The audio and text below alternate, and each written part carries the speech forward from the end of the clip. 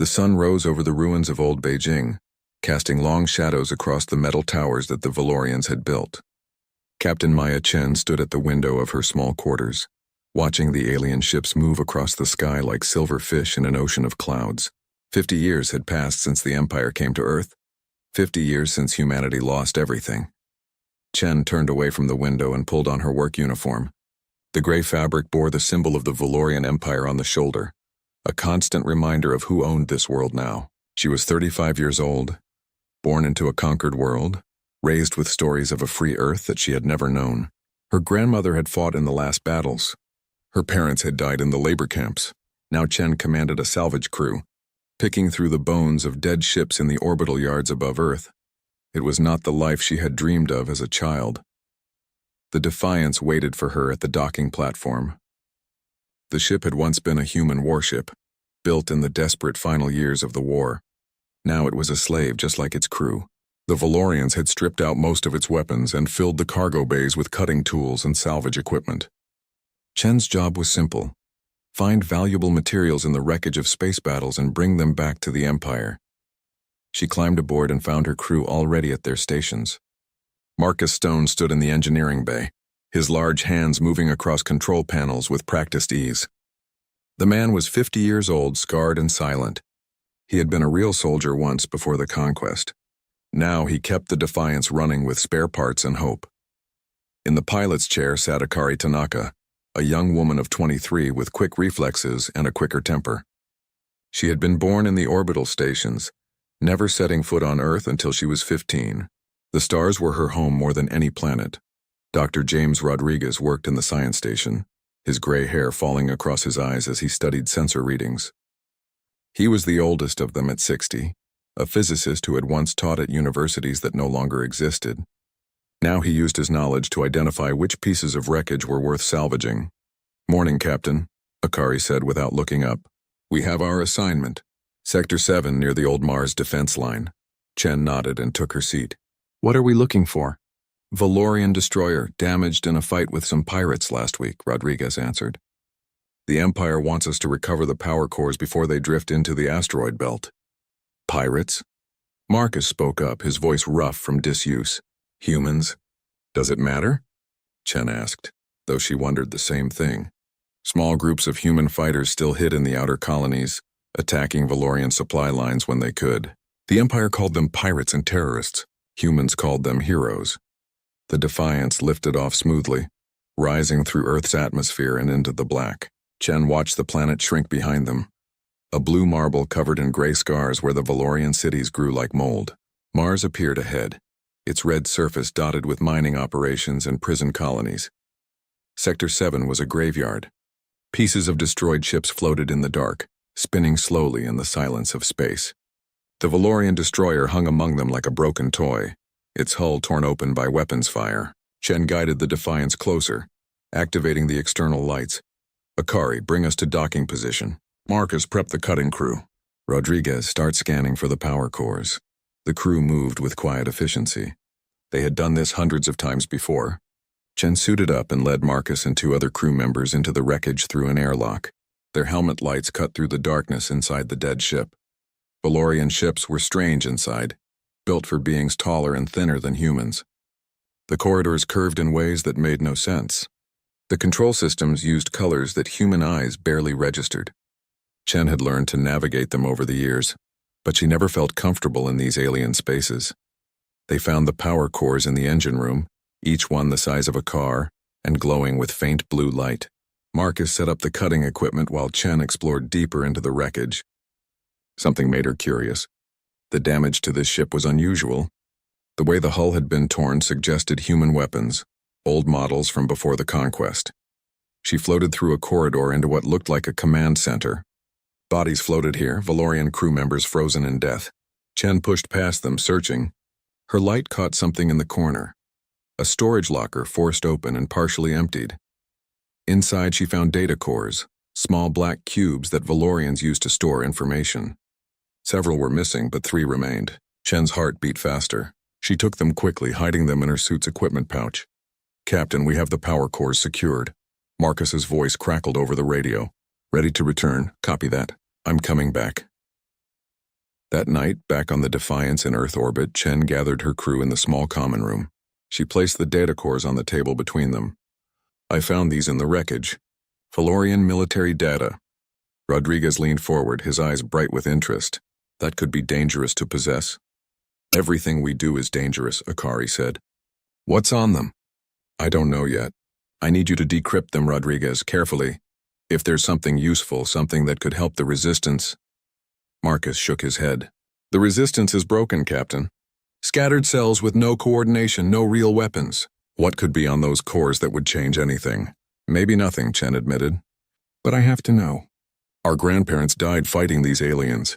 Our parents died as slaves. I need to believe there's still something we can do. The crew was silent for a moment. Then Rodriguez reached out and took the data cores. I'll see what I can find. It might take a few days. Be careful, Chen said.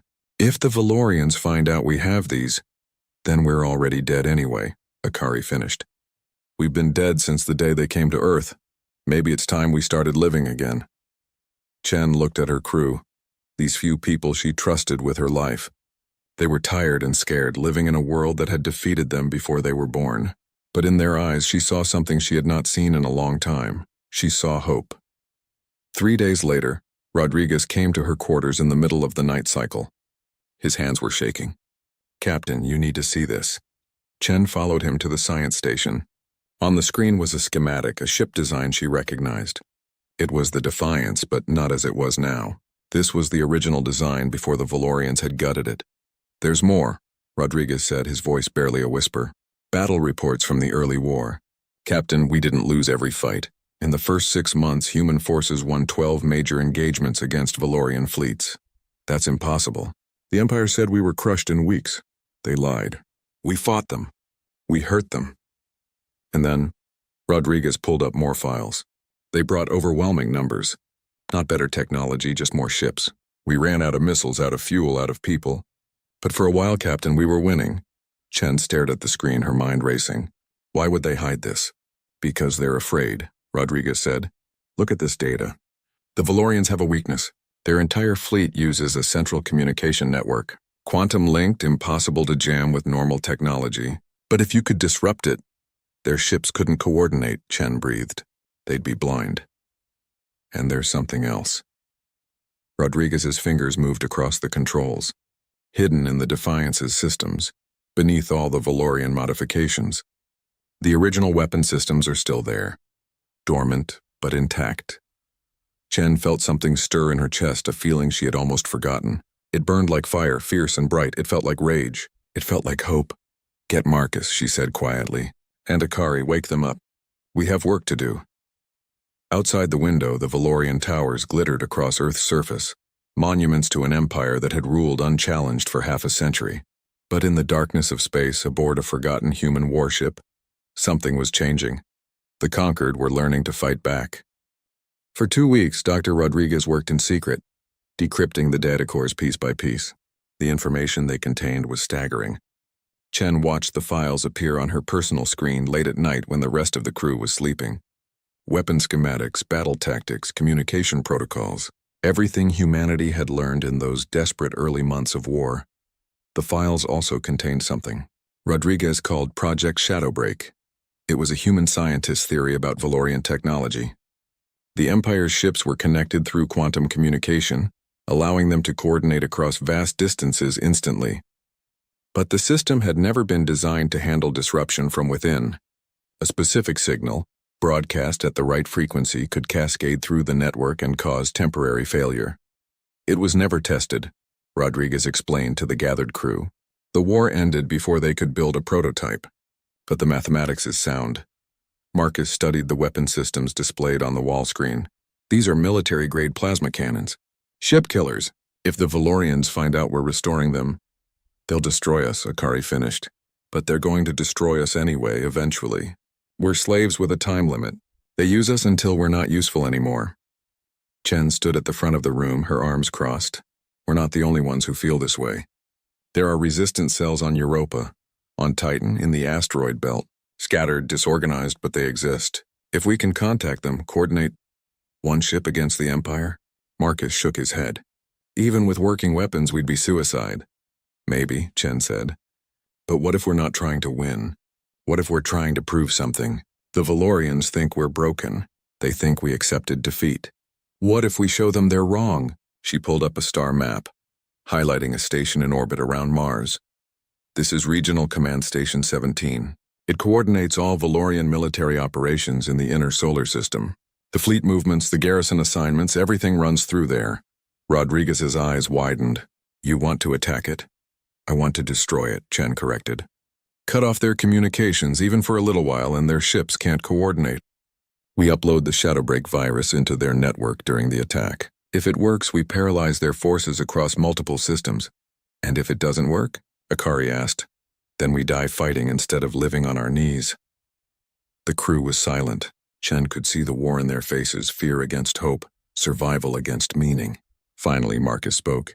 How long do we have before they notice the modifications? We have one more salvage mission assigned, Chen said. A 3-day operation in the outer belt. We use that time to finish the work and make contact with the other cells. After that, she shrugged. After that, we either fight or run. I know what I'm choosing. The vote was quiet but unanimous. They would fight. The next morning, Commander Zekthar arrived at the docking platform for a routine inspection. The Valorian was tall and thin, his gray skin marked with the tattoos of military rank. His black eyes showed no emotion as he walked through the Defiance's corridors, examining systems and checking cargo manifests.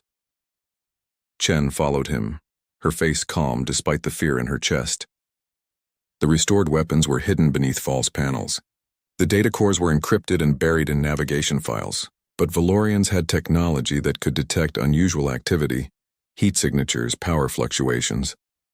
Your efficiency has improved, Captain Chen, Zekthar said, his voice like wind through metal.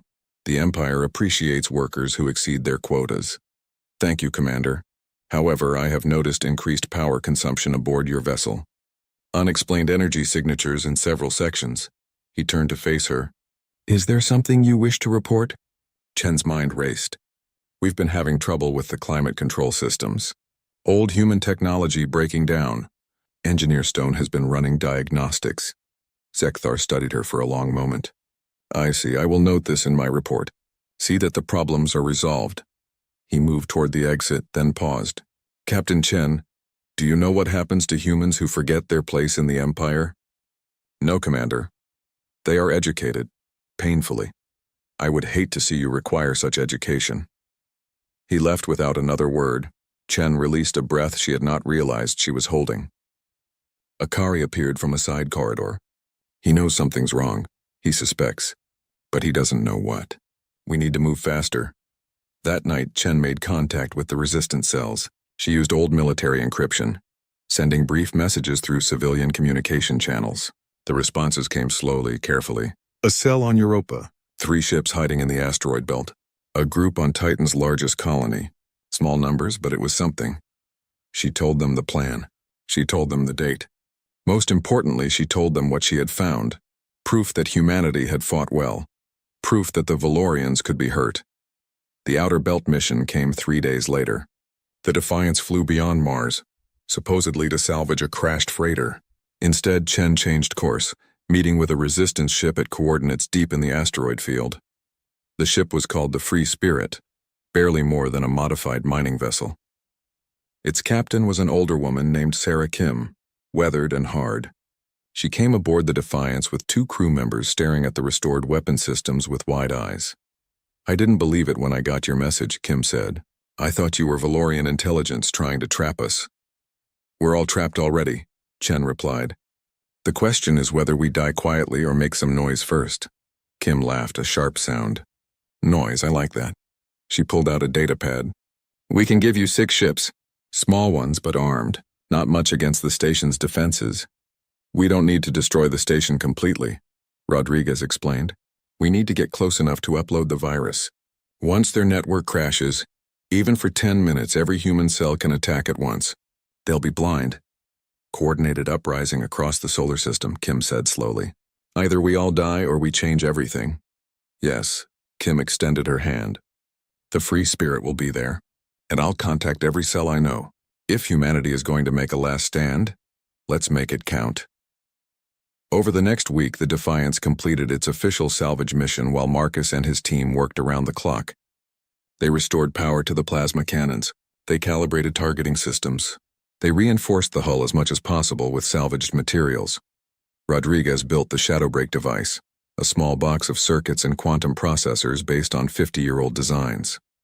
It was untested and experimental, but it was humanity's best chance. Akari practiced flight maneuvers in the simulator, learning patterns that Valorian pilots wouldn't expect. Erratic movements, sudden changes, tactics born from desperation rather than doctrine. Chen contacted more cells, building a network. By the end of the week, she had 20 ships committed to the attack. Tiny vessels compared to Valorian warships, but together they might make a difference. Commander Zekthar returned for another inspection. This time he brought soldiers, Valorian warriors in combat armor.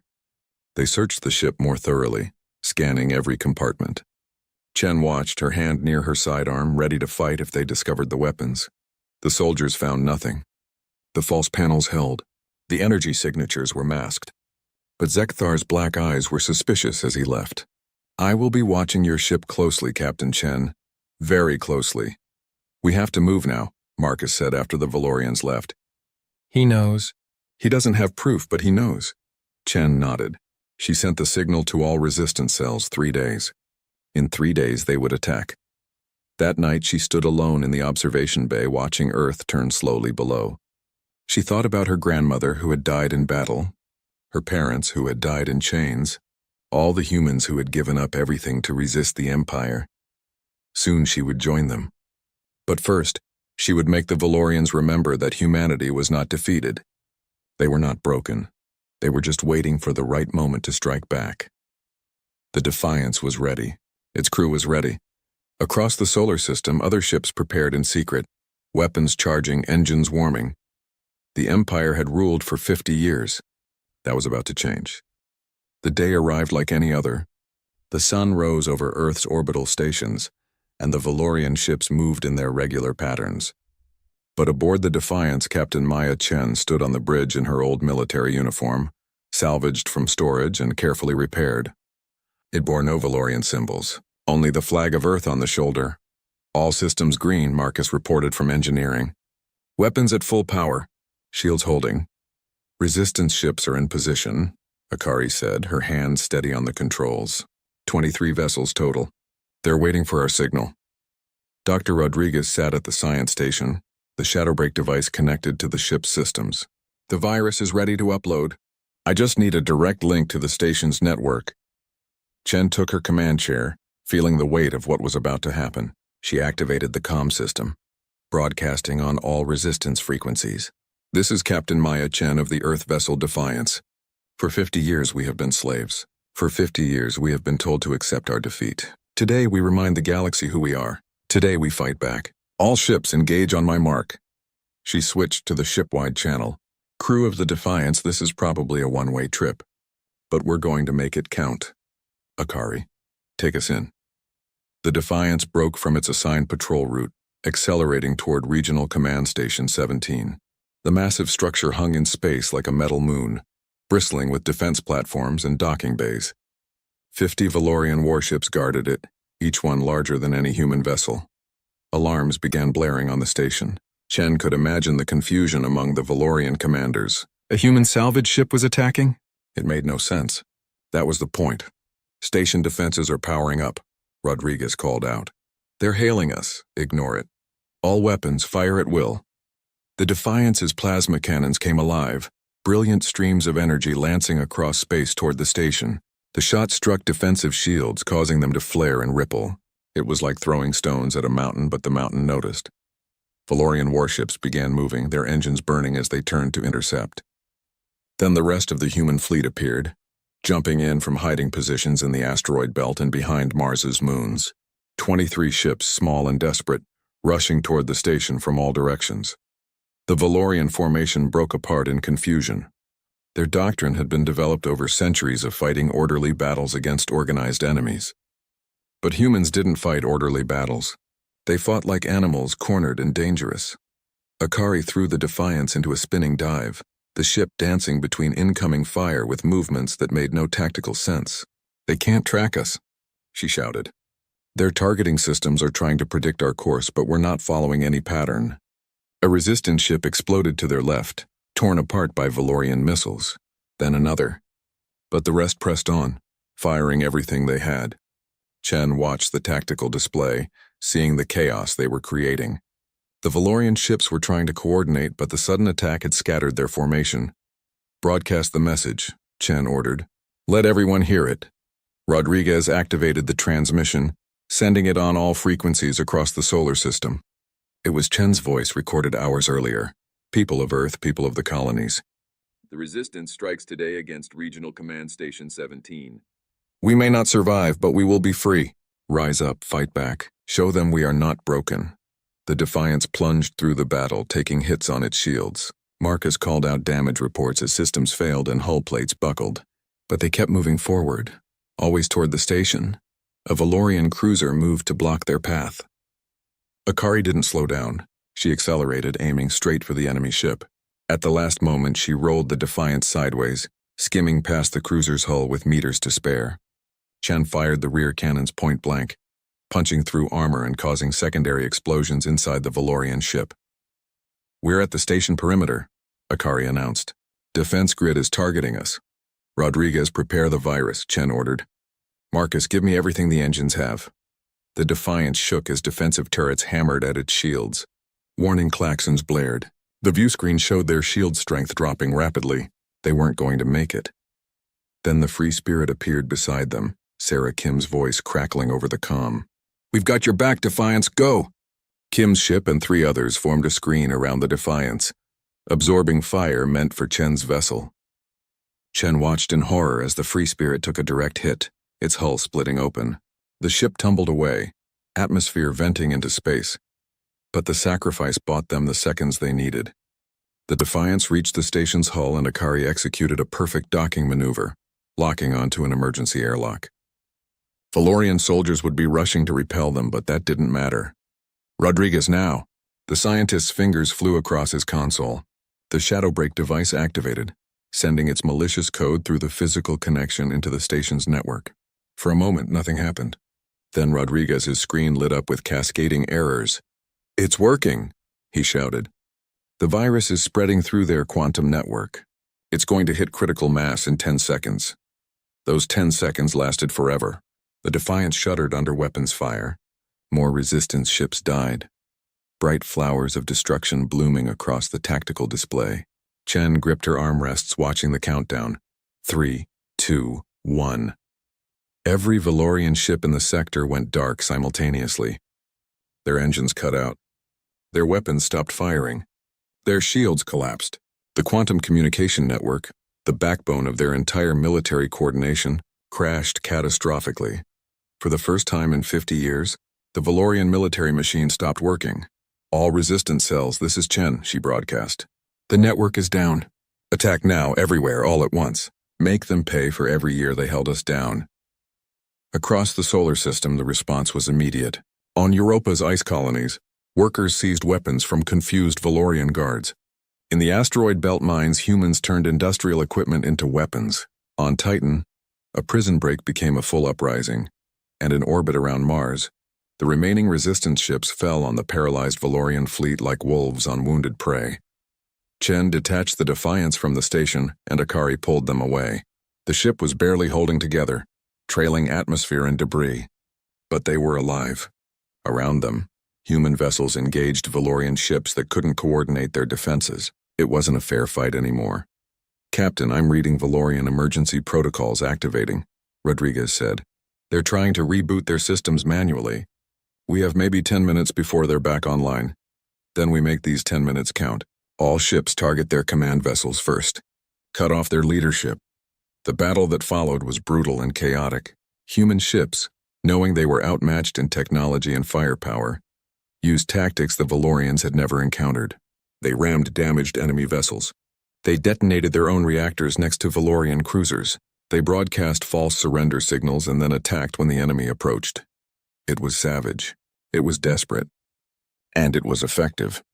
Commander Zekthar's voice suddenly cut through the comm channels. Captain Chen, you have made a grave mistake. When our systems return, we will hunt down every human who participated in this attack. Your families will suffer for generations, Chen smiled coldly. Commander, you're missing the point. We don't have anything left to lose. You took everything from us 50 years ago. Now we're just collecting what you owe us. She cut the channel. Marcus, how's our reactor holding? Not good, Captain. We took too much damage. I can give you one more fight, maybe two. After that, we're done. Then let's make them good ones. Akari, take us back into the fight. The Defiance dove back toward the battle, its weapons blazing. They destroyed a Valorian frigate, crippled a destroyer, and scattered a squadron of fighters. Other human ships rallied around them, using the Defiance as their banner. The Valorians called them pirates and terrorists. But to the humans fighting across the solar system, the Defiance was something else entirely. It was a symbol, a message written in fire and determination. Humanity was done kneeling. When the Valorian systems finally came back online, 15 minutes after the virus hit, the damage was already done. The regional command station was heavily damaged. 23 Valorian warships had been destroyed or disabled, and across a dozen colonies, human uprisings had seized control of key facilities. The Defiance limped away from the battle, its hull scorched and its crew exhausted, but they were alive. And more importantly, they had proven something that the galaxy had forgotten. Humans could fight back, and when they did, empires trembled. The news of the attack spread across the galaxy faster than light. The Valorian Empire, shocked and humiliated, called an emergency session of their high command. How had a handful of primitive humans, classified as Category 4 species, managed to cripple a regional command station and destroy nearly 24 warships? The answer they decided on was simple: overwhelming force. Admiral Krevoth received his orders personally from the Emperor. He was the Empire's greatest military commander, a veteran of 30 campaigns against rebel species. His fleet consisted of 200 warships, enough firepower to turn entire planets into dust. His mission was clear: crush the human resistance completely and make an example that would last for generations.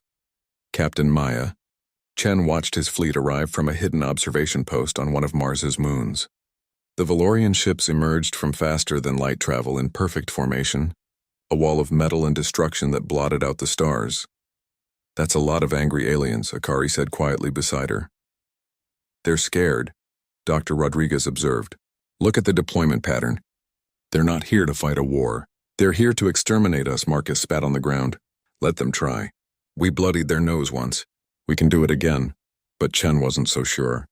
The Defiance was barely functional, held together by emergency repairs and Marcus's stubbornness. Of the 23 ships that had attacked the command station, only 8 survived. Against 200 Valorian warships, they had no chance in a straight fight. We need to think differently, Chen said. We can't fight them head-on. We need to make them fight our kind of war. Over the next 2 days, 3 human colonies were bombarded from orbit. The Valorians targeted settlements that had risen up during the attack, destroying them as examples. Thousands died. The message was clear: submit or be annihilated. Chen watched the destruction through stolen Valorian transmissions and felt rage burn in her chest. But she forced herself to think, to plan. Rage without strategy was just suicide. She called together the surviving resistance leaders through encrypted channels. Sarah Kim had survived the battle, though badly injured. A grizzled miner named Tom Jackson commanded 3 ships in the belt. Others represented cells across the outer colonies. We can't win this conventionally, Chen said, addressing them from the Defiance's common room. But we don't need to win. We need to make it too expensive for them to hold us. We need to make every Valorian commander afraid to patrol human space. Guerrilla warfare, Jackson said, understanding. Hit and run. Make them paranoid, exactly. We also need to show them we're not alone. The galaxy is watching. Other species under Valorian rule are watching. If we keep fighting, if we keep surviving, maybe they'll find their courage too.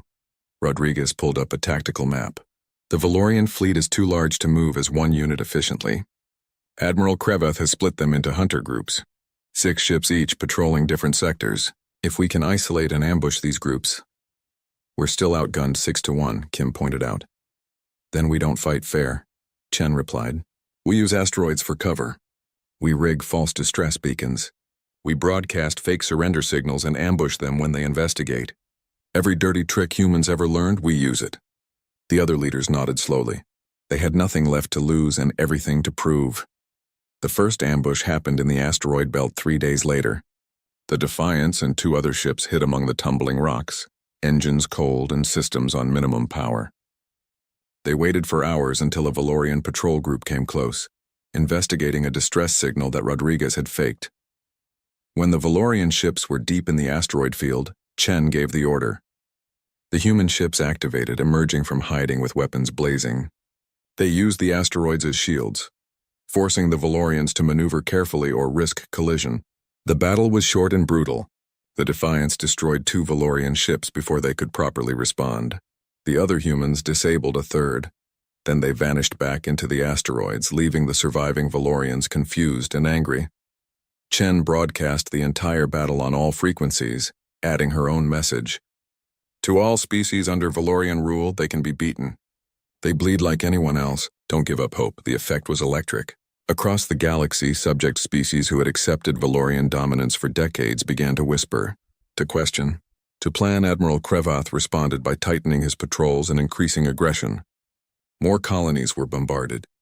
More humans died, but the resistance didn't stop. They attacked supply convoys. They sabotaged fuel depots. They released stolen Valorian military data to the public, showing the Empire's weakness. Most importantly, they struck at the Valorian reputation. Every battle was recorded and broadcast. Every small victory was amplified. The narrative changed from "humans were conquered" to "humans are fighting back." Other species began sending secret aid. A merchant captain from the Krell Confederation smuggled weapons to human colonies. A diplomat from the Osean Combine leaked Valorian fleet movements. Small acts, but they added up. Then came the disaster. Chen's forces attacked what they thought was a supply depot on Ganymede. Instead, it was a trap. Commander Zekthar had predicted their tactics and laid an ambush. 4 human ships were destroyed before they could escape. Tom Jackson died when his ship's reactor was hit. 73 resistance fighters were killed. The Defiance barely escaped, taking heavy damage. Marcus worked around the clock to keep the engines running. Akari flew them to a hidden base deep in the Kuiper Belt, where they could repair in relative safety. Chen sat alone in her quarters, staring at the list of the dead. So many names, so many people who had trusted her leadership. She had gotten them killed. There was a knock at her door. Rodriguez entered without waiting for permission. "The crew needs to see you, Captain. They need to know we're not giving up." "Maybe we should," Chen said quietly. "How many more people have to die for this gesture?" "We can't beat them, Rodriguez. We're delaying the inevitable." "No," the old scientist said firmly. "We're changing the inevitable. Do you know what I found in the latest intercepted transmissions? Admiral Krevath is under pressure from the High Command. They're questioning his tactics. Other species are becoming restless. The Empire's merchant guilds are complaining about disrupted trade routes." He pulled up data on his tablet. "We're costing them more than they expected. Not just in ships and soldiers, but in reputation and stability. The Valorian Empire was built on the idea that resistance is futile. We're proving that idea wrong." Chen looked up at him. "At what cost?" "At the cost of our lives, which were forfeit anyway the day they conquered Earth. But now those lives mean something. Now they're buying freedom for our children even if we don't live to see it." There was another knock. Marcus and Akari entered along with the surviving crew members. 12 people tired and wounded but standing straight. "Captain," Marcus said, "we just got a message. 3 more ships are joining us from the Europa cell, and there are reports of uprisings on 2 Valorian prison worlds. Not human prisoners. Other species inspired by what we're doing." Akari grinned. "We're starting a revolution, Captain. A real one. The galaxy is waking up." Chen stood, feeling the weight lift slightly from her shoulders. They were right. This wasn't about winning or losing anymore. This was about showing the galaxy that tyranny could be resisted. "All right," she said, "but we need to change our approach. We're not just fighting for humanity anymore. We're fighting for everyone the Empire has crushed. That means we need a bigger target." Rodriguez raised an eyebrow. "How big?"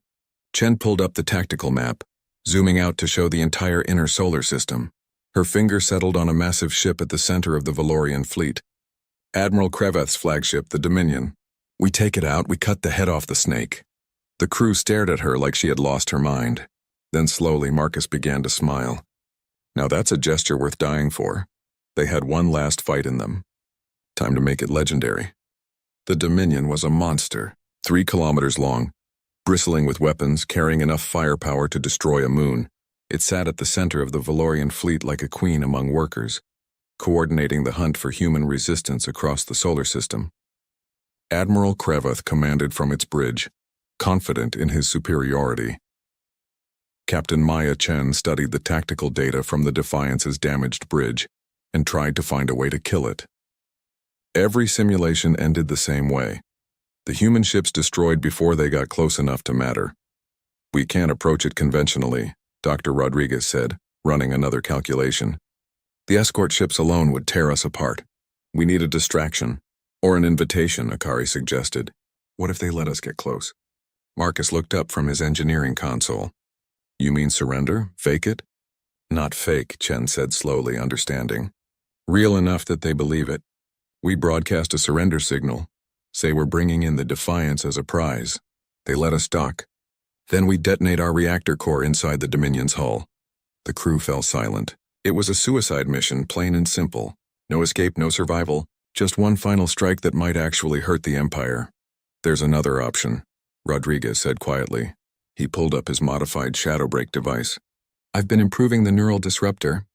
The Valorians all have cybernetic implants for communication. If I can boost the signal strength and get close enough, I can disable every Valorian in the fleet simultaneously. Not permanently, but long enough. Long enough for what?" Marcus asked. "For us to board the Dominion, take the bridge, and broadcast what we find there across the entire galaxy. Proof of Valorian war crimes, their internal weakness, everything that could inspire other species to rebel." Chen considered this. It was still a suicide mission, but at least it gave them a chance to do more damage. "How close do we need to be?" "Inside their shield perimeter. Basically touching the hull. So we still need the surrender trick." Rodriguez nodded. "But some of us might actually survive this one." Chen called together the commanders of the remaining resistance ships. There were 11 vessels left, barely functional, crewed by volunteers who knew death was coming. She explained the plan. Most of them liked it better than simply running until the Valorians hunted them all down. "We'll create the distraction," Sarah Kim said from her medical bed on Europa. She was too injured to fight, but her crew had a new captain. "Draw off as many escort ships as we can. Give you a clear path to the Dominion. This is going to be remembered," another captain said. "Win or lose, the galaxy will know humans fought back." Chen felt the weight of that responsibility. All these people trusting her with their final moments. "Then let's make sure the story is worth telling." The attack began at dawn on Earth, though in space there was no such thing as dawn. Chen chose the moment for symbolic reasons. A new beginning or a final ending.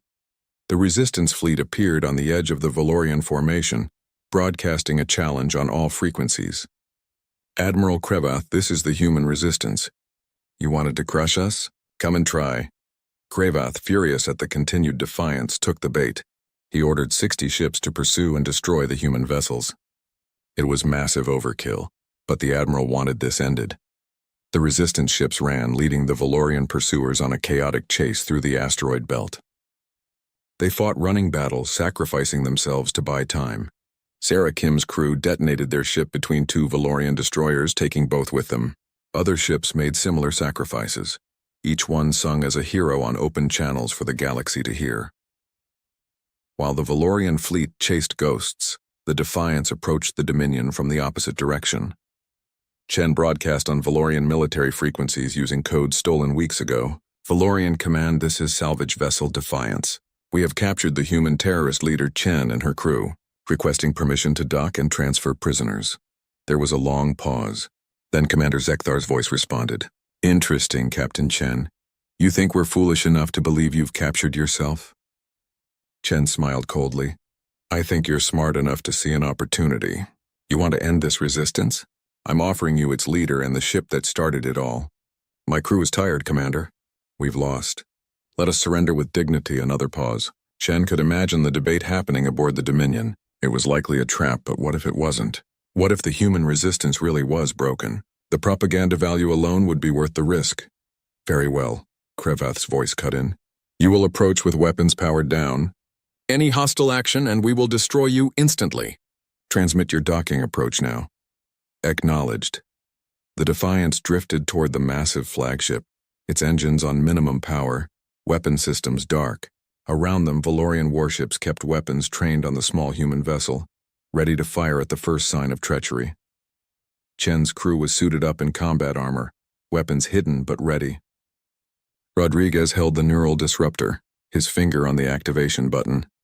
They would get one chance, one moment when they were close enough for the disruptor to work, but before the Valorians realized the danger. The Defiance touched the Dominion's docking bay, magnetic clamps engaging. Valorian soldiers waited on the other side, weapons ready. This was it. Rodriguez, activate on my mark, Chen said quietly. Everyone else be ready to move fast. We'll have maybe 5 minutes before they recover. The airlock began to cycle open. Chen could see Valorian soldiers through the transparent door. At least 20 of them. She raised her hands as if in surrender. Now Rodriguez. The neural disruptor pulsed, an invisible wave of energy that swept through the Dominion and out into space. Every Valorian within range seized, their cybernetic implants overloaded. They collapsed, unconscious but alive. Go, go, go, Chen shouted. The Defiance crew poured through the airlock into the Valorian ship. They moved through corridors filled with unconscious aliens racing toward the bridge. Marcus carried enough explosives to destroy a building, setting charges at key structural points as they ran. They reached the bridge in 3 minutes. Admiral Krevath lay on the floor, his tall frame twitching as his implants tried to reboot. Chen stepped over him and accessed the main communication system. This is Captain Maya Chen to all species of the galaxy. For 50 years, the Valorian Empire has ruled through fear. They told you resistance was futile. They told you to accept your chains. But I stand on the bridge of their flagship and I'm telling you they lied. She accessed the Dominion's databanks, broadcasting everything. Records of conquered worlds, lists of species enslaved, plans for future expansions. Most damning of all, evidence that the Valorian military had been struggling with supply problems and internal dissent for years. They were not invincible. They were just good at pretending. The Empire is weaker than you think, Chen continued. They can be beaten. They can be resisted. You just have to be willing to fight back. Behind her, Krevath groaned, starting to wake. Rodriguez checked his device. They're recovering faster than I calculated. We have maybe 2 minutes. Chen made a decision. Marcus, take the crew and get back to the Defiance. Undock and run. Captain, that's an order. Someone needs to survive to tell this story.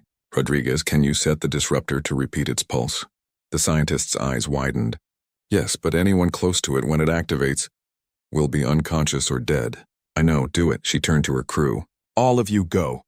That's an order from your captain? This ship is about to become a symbol. Make sure the galaxy knows what it means.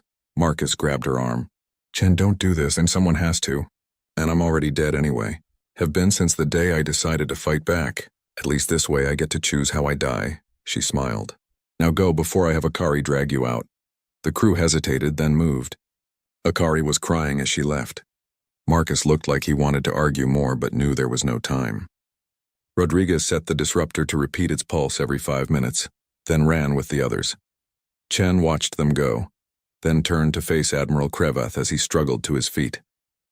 You wanted to know what happens when humans refuse to surrender. You're about to find out? The Admiral stared at her with hate in his black eyes.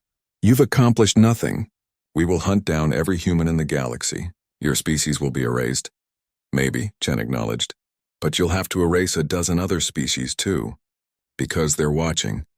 They're learning. You taught the galaxy that the Empire was invincible. I just taught them you were wrong. The disruptor pulsed again. Krevath collapsed. Chen sat in the Admiral's command chair and accessed the self-destruct system, overriding safety protocols. The Dominion's reactor would overload in 10 minutes. Long enough for the Defiance to escape. Long enough for her message to spread. She thought about Earth, about her grandmother who fought and her parents who died. She thought about all the humans who would come after, who would live in a galaxy that knew their species refused to kneel. It was a good death, a meaningful death. The Defiance undocked and fled, damaged but alive. Behind it, the Dominion erupted in a ball of fire that outshone the sun, taking Admiral Krevath and the Valorian fleet's greatest commander with it. The galaxy watched in stunned silence.